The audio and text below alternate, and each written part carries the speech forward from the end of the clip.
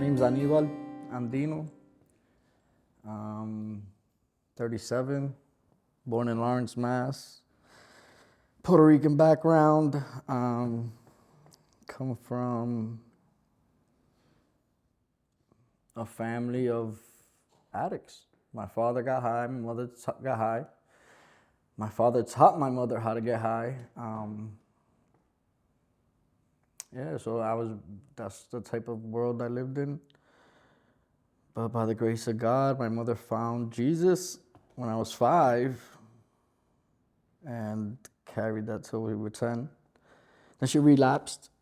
Well, they both relapsed. So both of my parents relapsed. And that's where everything got interesting for me. I started hanging out more with my cousins who were gang affiliated. I started just doing whatever I wanted. So I had this too, like a duality. Like, cause in school I was like one way, but outside of school I was another. I was bad outside of school. Got in a lot of trouble. Kind of a follower. I think I looked up to the wrong type of people. I had this idea that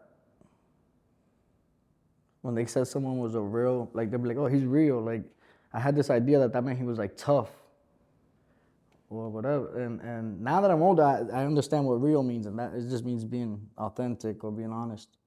I didn't understand that then. I didn't have no real role models. I didn't know anybody that went to college growing up.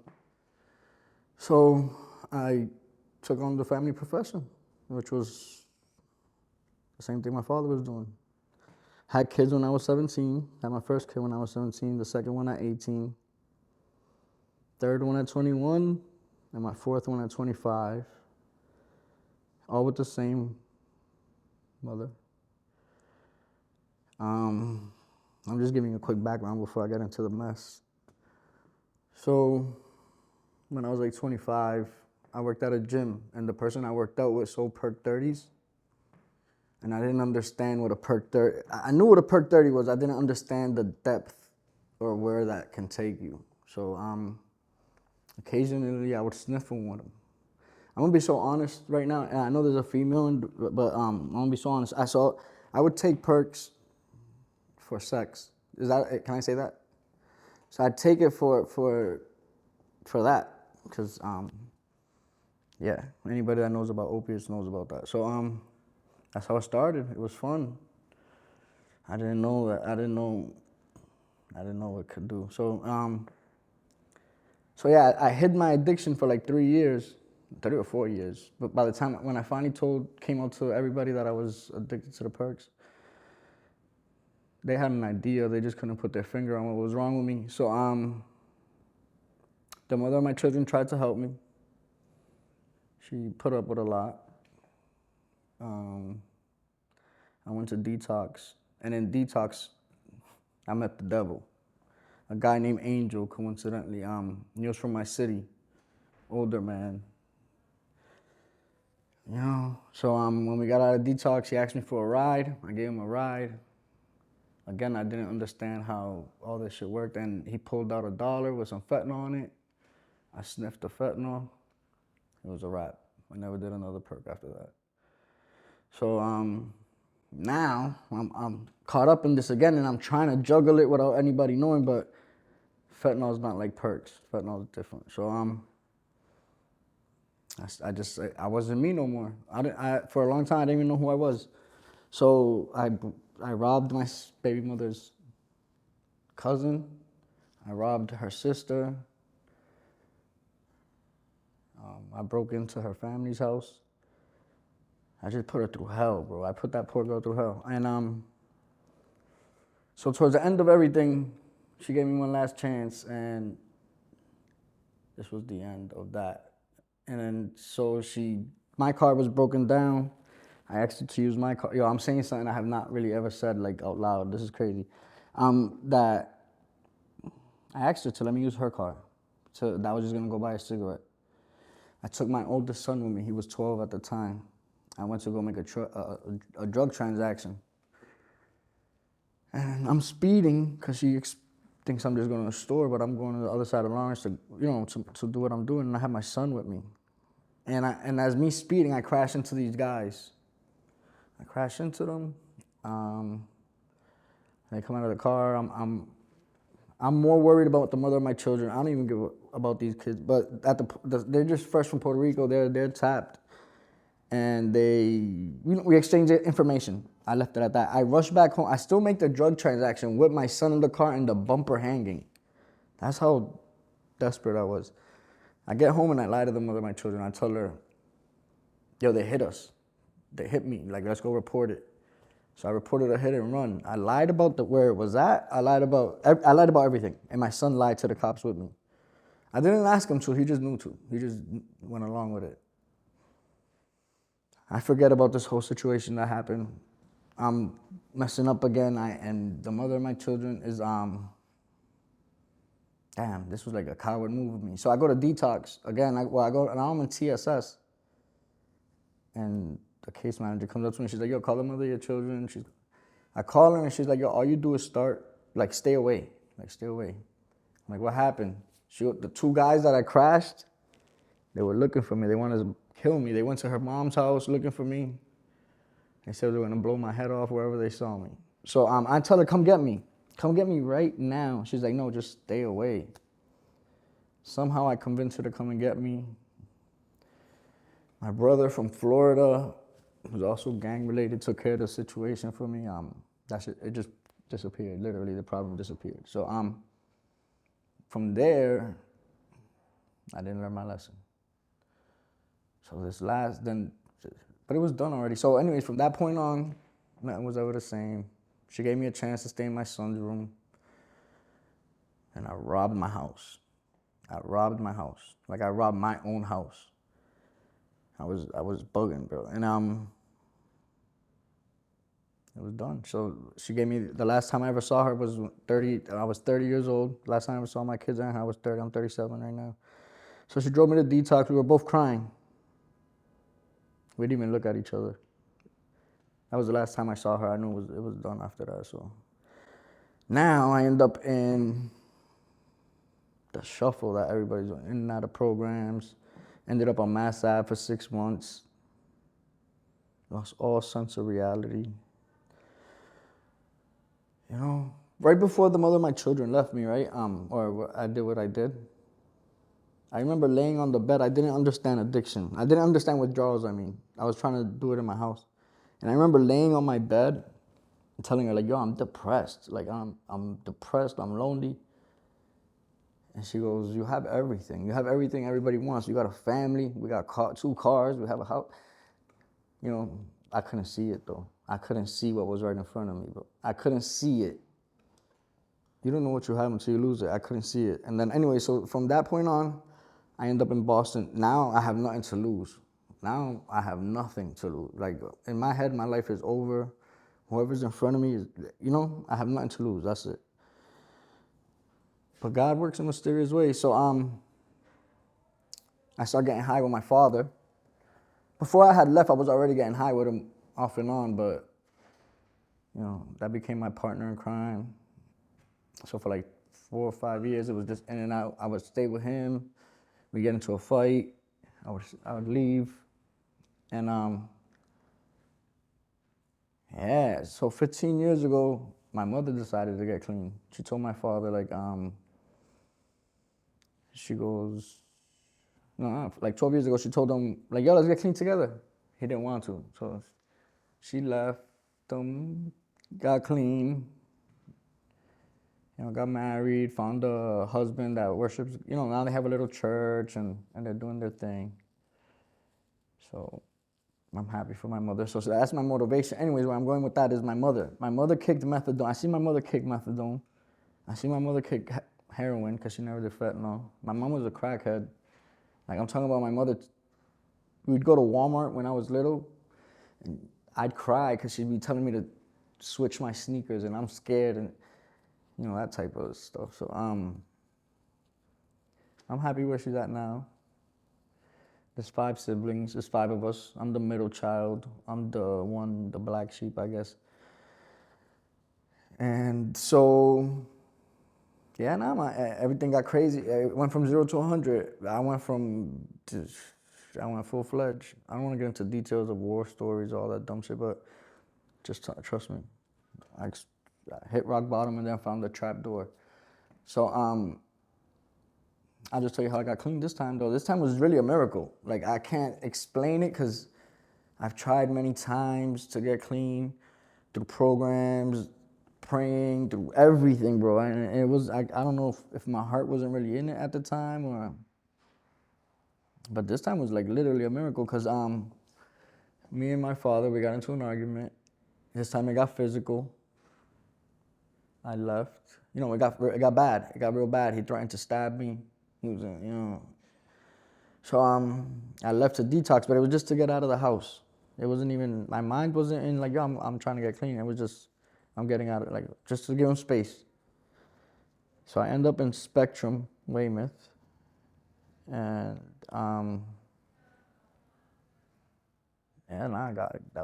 God did a miracle there. So I go to detox for the spin dry, whatever it's called, like always, and my case manager, she tells me, she say, yo, how come you don't try CSS? She's like, you do this all the time. You come, your first few days, you speak real positive, and then like on the 4th or 5th day, you're not who you say you are. Like you're not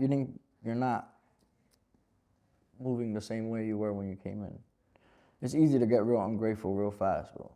It's easy to get ungrateful. I don't know why or how, but for me, it's easy to get ungrateful. I gotta try to remember to stay grateful. So yeah, so my father, I end up in Spectrum. My case manager tells me, why don't you try CSS? I was there probably like 20 times that year, just in and out. And I was, out of embarrassment, not even out of for me wanting to get clean, out of being embarrassed of me being here so many times, I was like, you know what, I'll go to CSS, let's just try it. And I don't know how to explain it there. So in Spectrum, they have a TV. And my roommate was with me in detox, but I never spoke to him in detox. Like, we didn't even look at each other. Yeah, by the grace of God, he was a God-fearing man, and it was crazy because we had a lot more in common than I would ever imagine. So I remember I asked him, because we had a TV with YouTube in the room, and I was depressed. I felt alone. So I asked him, I was like, yo, do you mind if we fall asleep with Christian music on? And he was cool with it. Like, he was actually very cool with it. So for like 6 days straight, every night we fell asleep with CC Wine, just Christian music. I ain't gonna name it, but I can't tell you if that's where the miracle happened, but I believe that's where the miracle happened. I don't know what happened. I believe in the spiritual realm. I believe in, and something happened because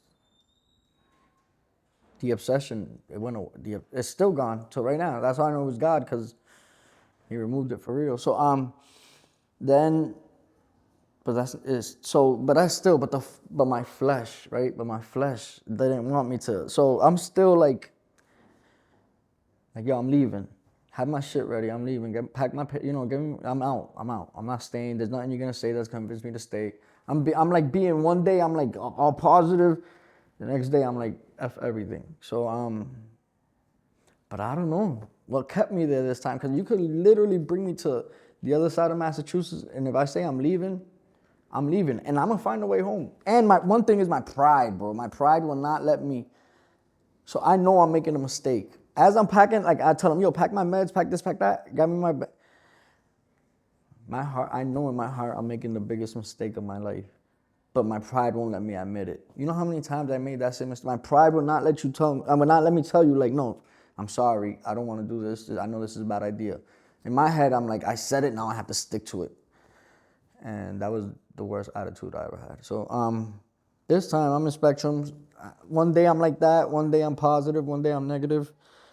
But I stayed. And this is how I know there was a divine intervention, because so I'm doing an interview for the Hope House, and I've only been in CSS for like, I only been in CSS for like 14 days. I do the interview with the Hope House. They tell me, oh, you have to be clean for 30 days. So in my head, I'm like, yes, this is my way out. This is my excuse to leave now. So I get real ignorant on the phone. I'm like, oh, I'm not staying here. I was looking for any reason to leave. Gave him the phone like, I'm leaving. I'm not waiting here 30 days. I gave him the phone. I don't know. I walk to my room. He comes to me and he's like, yo, you know what? You're leaving Tuesday. And I'm like, I was like, all right, God, you really want me to go? So I ended up at the Hope House. And at the Hope House, I still had challenges and I still had a bad attitude in the beginning. But what I did different this time was I did a lot of self-reflection. Like I came to the conclusion that a lot of this shit we do it to ourselves. You know, like accountability. A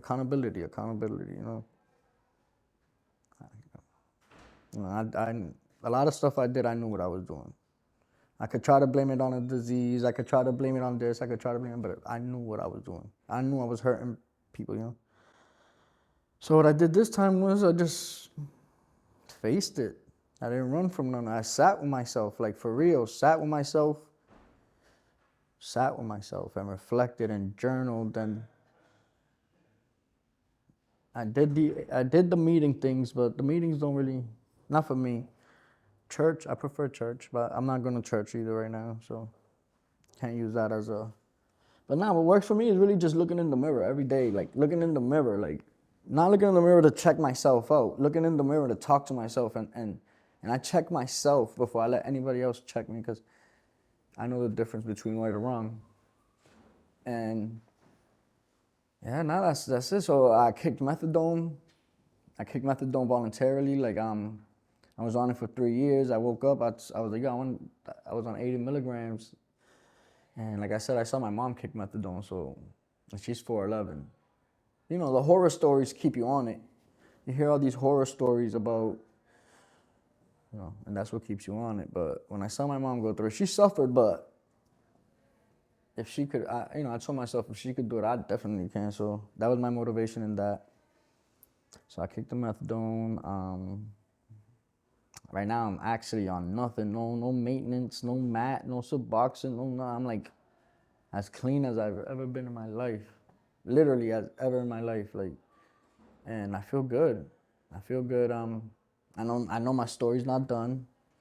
There's probably I call this chapter redemption.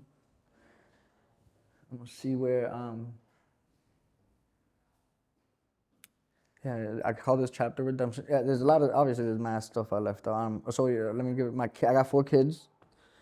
Isaiah, Ezekiel, Xavier, and Alana. Man, I loved them. Right now, they don't want to talk to me, obviously, because of what I did and what I put them through. I have faith that one day God will bring them to me. You know? I have a lot of apologizing to do, but through action. You know, I believe if you, sorry means nothing if you don't change nothing. You know, like if the actions behind the sorry don't follow, like it's just a word. And I said sorry many times, but just emptiness. But yeah, now this time I tend to, this time I got a lot of action to do. You know. For myself too, I got a lot of stuff I got to prove to myself first. Been through a lot of ups and downs. Now my hope is real simple. Like my dream well, one day I hope to, you know what I really hope to speak? I want to speak in front of big crowds, but for the Lord Jesus Christ. Like I promise you that's one day what I really want to do, but if he wants me to do that. If not, I just hope that one day I have my kids in my life. I hope I can prove to them that I hope that they can see the change in me. I hope the change is visible. I hope that I can provide for them. I hope to be able to help people in my position, that wasn't the position I was in. I hope there was more love in the world. I'm not trying to get all, but no, I just hope simple. I just hope that my father gets clean too before you know what, that I hope my father gets clean. I hope my father gets clean. He just started dialysis. He's 72, and he accepts that he's gonna, he wants to die. You know, he accepts it. for what it is. I hope I want him to get clean. I hope my kids come into my life. I hope I can make a change one day. I just hope I stay clean and vigilant. Yeah, I just hope love prospers. I hope everybody finds a little bit of love, a lot of love, because I didn't feel love for a long time. So, and I hope I could take the pain that I went through and use it for something good one day. So, yeah, that's it. That's my name. My name's Anibal. Thank you guys for listening. Yeah, that's it. Thank you.